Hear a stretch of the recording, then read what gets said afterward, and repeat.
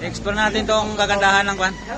Yung pinaka-logo ng kwan ng Lagpas na ako dun sa ano eh. ng Boy Scout of the Philippines.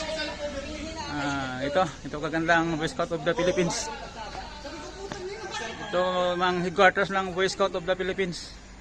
Dito sa Jamboree Road. Ganda. Ganda ng Jamboree Road. Ito siya, ang ganda.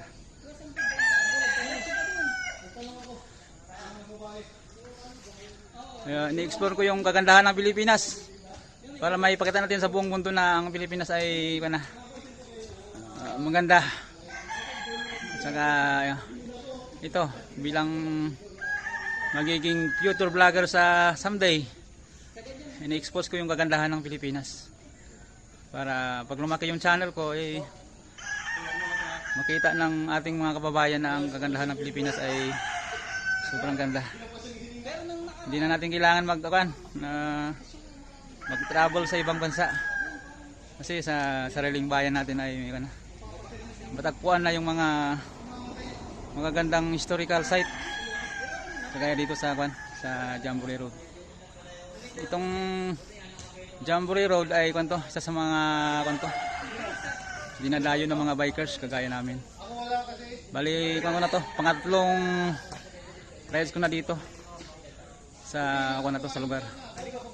Kaya ngayon lang ako magkakataon na magka-vlog dito ngayon para ipakita ko sa buong mundo na ang Jamboree Road ay napakaganda.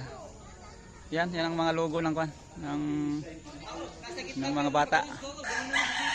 Yan ang kanilang mga activity pag pumupunta sila dito sa Jamboree Road. Ito yung kanilang reservation dito sa Mount Makiling.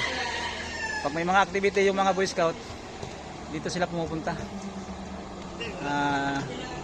Maraming mga building dito, saka yung mga hotel. Pag gusto nila mag-hotel, may mga available naman dito na building na pwede sila magstay.